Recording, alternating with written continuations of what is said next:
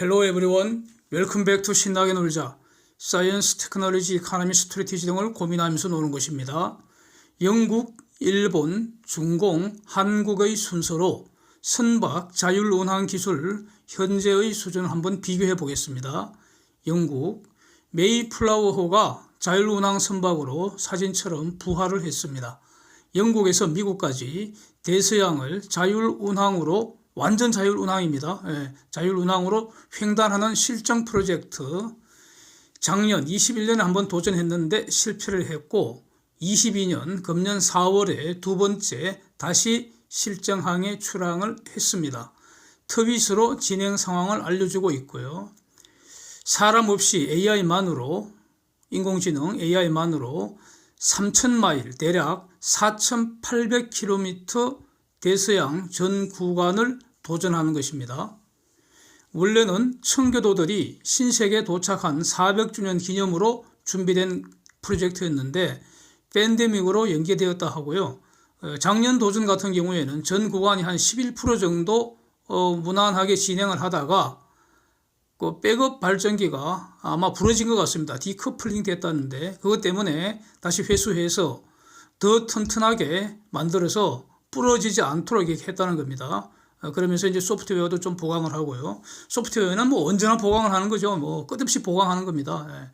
그래서 사진 그 배 이름이 MAS 400 이렇게 이름인데 마스 400 길이는 50피트, 무게 5톤이고요. 100만 불 들었답니다. 4년 걸렸다 그러고요. 저 개발하는데. 그래서 영국의 폴리머스 대학하고 IBM 등이 주축이 돼서 AI를 자동 항해 분야에 적용을 하는 미션, 그 다음에 이 대서양을 횡단하는 동안에 필요한 데이터 수집하는 미션, 이 둘을 일단 목표로 하고 있다고 합니다. 그래서 인공지능, 아티피셜 인텔리전스, AI 선장이 지금 탄생하는 순간인 것 같습니다.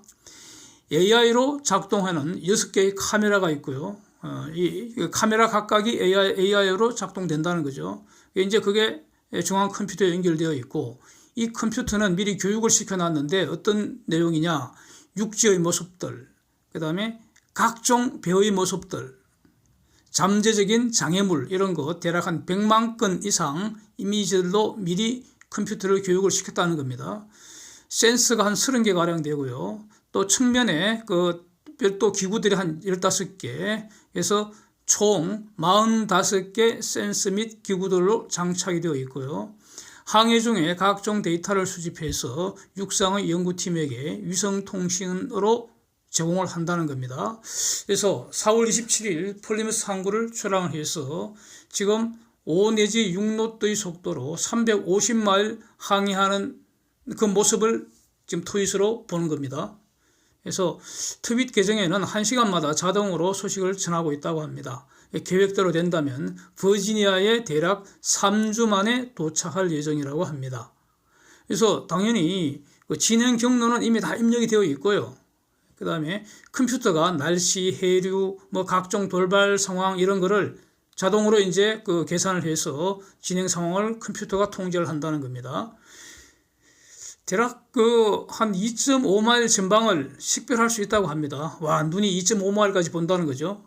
경로상의 각종 배들과 장애물을 식별할 수 있다는 겁니다.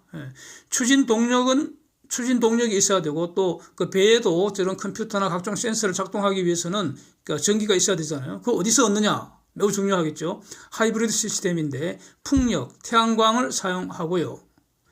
백업 에너지원으로 디젤 발전기를 갖고 있다는 겁니다. 여기에서도 제가 늘 강조하는 거 재생에너지는 간헐성 때문에 반드시 백업 에너지원이 필요하고 그것은 화석연료가 된다는 겁니다. 디젤 아니면 가스가 된다는 겁니다. 이거는 지금 그 시험선이기 때문에 디젤을 썼겠죠. 자, AI 선장이 트윗에 보고한 상황을 보면은 지금 국제 수역에 지금 들어섰고요. 영국 해역 벗어났고 그래서 영상에 돌고래 이 배와 함께 헤엄치는 모습도 보이기도 하고요. 그 다음에 저 멀리 대서양 수평선이 보인다는 겁니다. 자, 여기서 지금 그 삼성중공업 같은 경우에도 현재 전 세계에 운항 중인 그 삼성중공업이 만든 모든 배들, 그 이제 AS를 해줘야 되기 때문에 그 배들의 현재 운항 데이터들이 전부 실시간으로 삼성중공업 그 데이터 센터에 다 전송이 됩니다. 그래갖고 고장 진단이나 고장 미리 그 예견도 하기도 하고, 그래서 AS 등이 지금 활용되고 있다는 겁니다. 그래서 뭐 저 시스템과는 전혀 손색이 없죠. 삼성중공업도 이렇게 하고 있고요. 이거는 뭐 현대하고 대우도 마찬가지라고 지금 알고 있습니다. 이제 일본의 경우를 보겠습니다. 일본 그 자율운항 선박 연구와 실정은 일본 재단이 주도를 하고 있는데 2040년까지 일본 내국 화물선 절반을 자율운항으로 한다. 야, 대단합니다, 이거. 이렇게 이제 목표를 세워서 추진하고 있는데, 그 배경에는 지금 그 일본도 인구 감소하고 선원 고령화 문제가 아주 심각하다는 겁니다. 현재 일본 선원들의 절반 이상이 50 이상의 아주 고령자라는 거고, 젊은이들은 이런 어떤 일을 하려고 하지를 않고, 그 다음에 사람도 없어진다는 겁니다. 줄어든다는 겁니다. 그래서 가능한 한 사람이 하던 일을 전부 자동화하겠다. 이게 지금 그 글로벌 트렌드이기도 한데 특히 일본의 경우에는 심하다. 그래서 한국도 앞으로 마찬가지가 되지 않겠습니까? 그래서 그러니까 2022년에 일본은 컨테이너선하고 크루즈선 대상으로 2건의 자율운항 실정 테스트해서 해상에서 그대로 했는데 대단한 성공을 한 것으로 일단 그렇게 보입니다. 사진 보시면 미가케호라고 313피트짜리 컨테이너선입니다.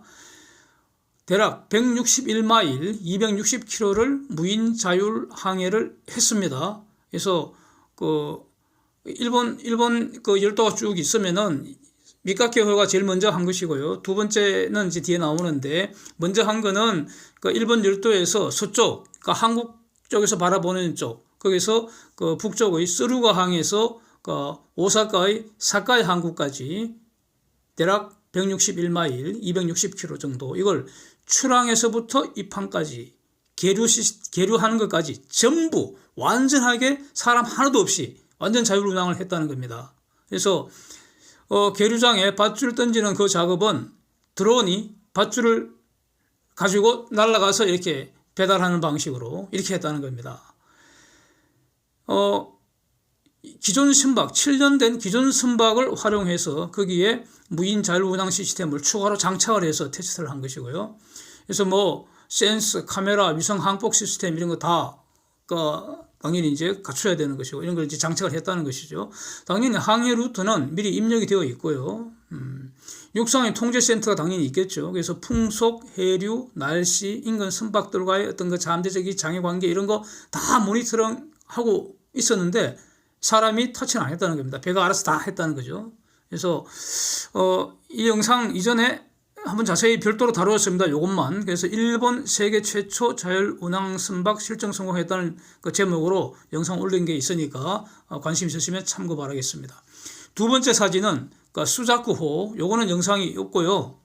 없는데 수자쿠호 2019년에 건조된 것이고 길이가 279피트 1800톤 화물선인데 여기에도 자율운항 시스템을 추가로 장착을 해서 이거는 도쿄만에서 이세만까지 운항속도 12노트로 2월 26일 도쿄만 출항해서 426마일 대략 682km 완전 무인 자율운항에 성공했다는 겁니다.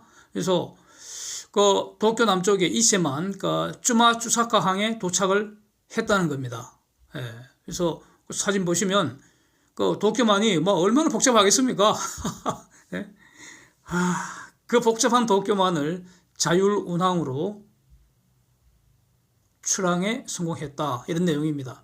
그래서 이 자동차 자율운항은 도심 구간이 쉽겠습니까? 고속도로가 쉽겠습니까? 당연히 고속도로가 더 쉽겠죠. 그래서 그 선박 자율운항도 마찬가지로 그 공해상이 훨씬 쉽다는 거죠. 항구를 출항하고 입항하고 그 다음에 계류하는 거, 이게 이제 제일 어렵다는 겁니다. 제일 어려운데 이제 소개하기로는 일본 같은 경우에는 부두하고 선체 간의 거리, 그 다음에 각도 이런 걸 3차원으로 시각화해서 이제 통계센터에서 확인할 수 있도록 이런 방식을 취하고 있는 것으로 보입니다. 그래서 일본의 이 해상 실정은 가장 현실에 가깝게 구현된 거 아니냐 이렇게 볼 수 있을 것 같습니다. 저게 만약에 이제 훨씬 더 보강이 된다면 앞으로 2040년까지면은 시간이 많이 남았잖아요. 그래서 2040년까지 이제 순차적으로 일본 국내 화물선 절반까지 무인 자율화 시키겠다. 이거는 실현 가능성이 매우 높지 않은가 이렇게 봐야 할 것 같습니다. 중공을 이제 한번 보면은 중공이 자기들도 말이죠 세계 최초로 무슨 직류전기 추진 방식 그 컨테이너선으로 자율 운행 그 실증 테스트 성공했다고 이제 그 발표를 해서요. 그게 보도가 돼 갖고 이제 깜짝 놀라서 이제 자세히 봤는데 결론부터 역시 중공은 뻥인 것 같습니다. 자율 운항 선수 명단에 명함도 못 내밀 수준 아닌가 이렇게 판단되고요. 지금 자율 운항 개념도 없는 것 같습니다. 일단 보도 내용을 소개를 하겠습니다. 사진의 배는 지페이라고 이름이 지페이라고 그 중국말로 그 Flying Wisdom, Flying Wisdom 나르는 지혜 호 8,000톤짜리고요. 300TU급 컨테이너선인데 직류 전기 사용해서 추진한다. 즉 전기 추진 컨테이너 선박입니다. 최고 속도 12노트, 운항 속도 8노트라는데 이거는 그러니까 자율 운항으로 실제 테스트한 속도라기보다는 설계상에 희망하는 속도 아닌가 이렇게 보여지고요. 왜냐면 말이 없으니까. 그 다음에 일종의 저거는 시험선으로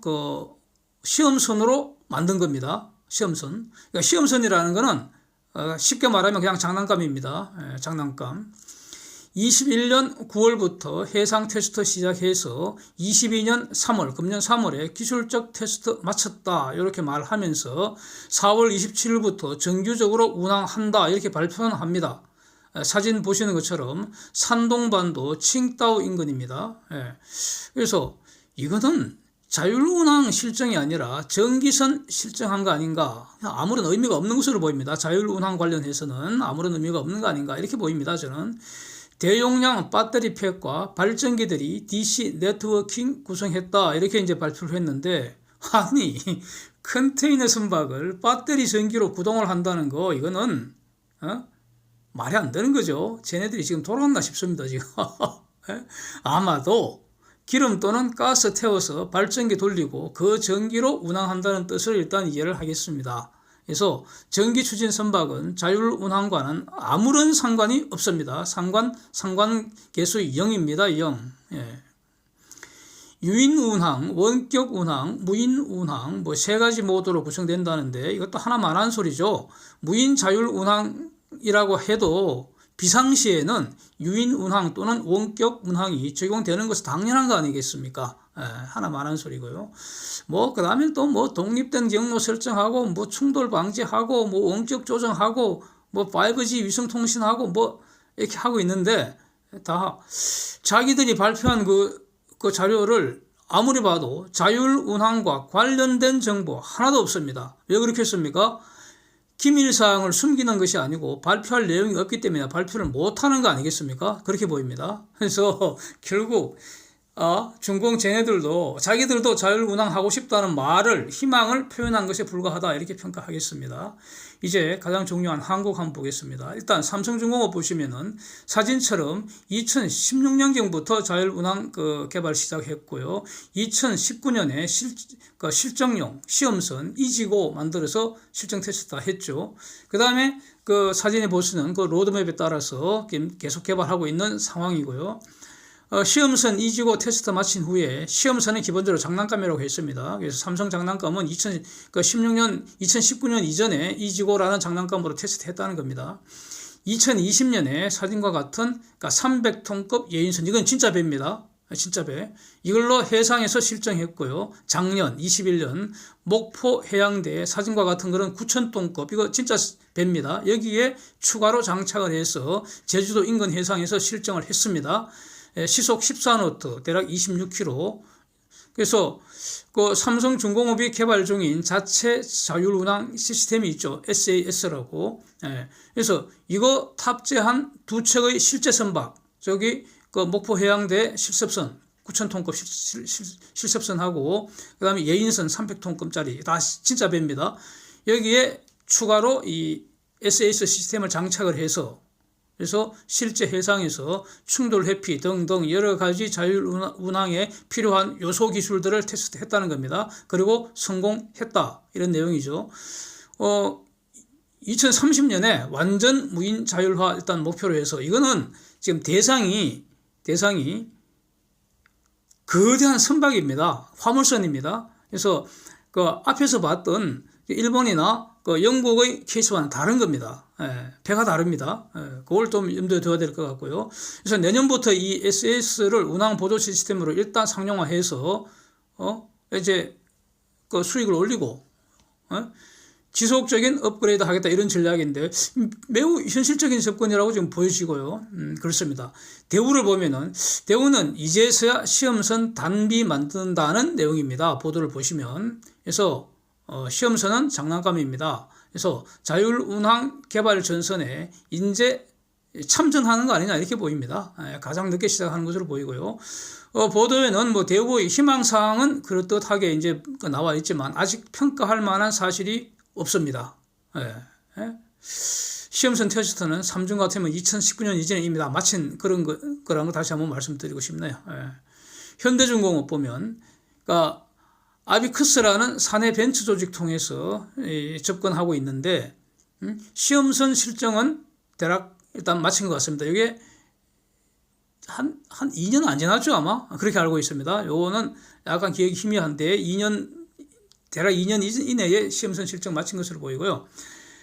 조그마한 걸로, 하이나스라는 그 자율운항 시스템을 가지고 있죠. 이 시스템을 기초로 이제 개발하고 있는데, 그러니까 보도로는 말이죠. 그 보도 보면 그 기사 내용을 보면 디지털 트윈이라는 거 이거 이제 많이 자랑하는데 이거는요. 삼성중공업도 이미 로이드선급에서 기본 인증까지 다 마치고 사용하고 있는 거죠.